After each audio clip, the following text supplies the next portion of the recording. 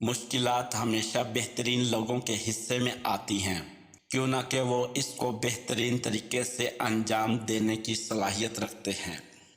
کبھی کسی کو دکھ مت دو، کیوں نہ کہ معافی مانگ لینے پر بھی دل میں درد باقی رہتا ہے، جس طرح دیوار میں سے کیل نکالنے پر سوراخ باقی رہتا ہے۔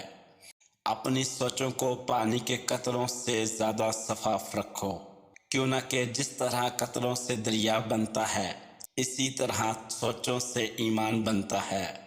جو انسان تین چیزوں میں کسی دوسرے کو شریک نہیں کرتا، وہ اللہ کے محبوب بندوں میں سے ہوتا ہے۔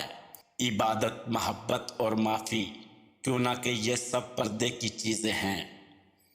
بے فکر ہو جاؤ، اللہ پاک مخلص دلوں کے ساتھ کبھی نا انصافی نہیں کرتا۔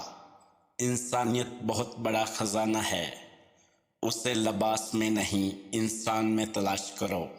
جب کبھی کسی ضرورت مند کی آواز تمہارے کان تک پہنچے تو اللہ کا شکر ادا کیا کرو، کیوں نہ کہ اللہ نے اپنے بندے کی مدد کے لیے تمہیں پسند کیا ہے، ورنہ وہ اکیلا ہی کافی ہے سب کے لیے۔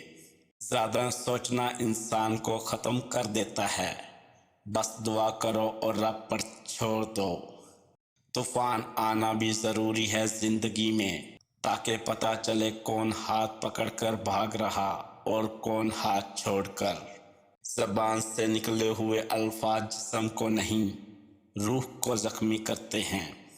اگر کسی کے گھر جاؤ تو آندھے بن کر رہو، جب باہر نکلو تو گونگے بن کر نکلو۔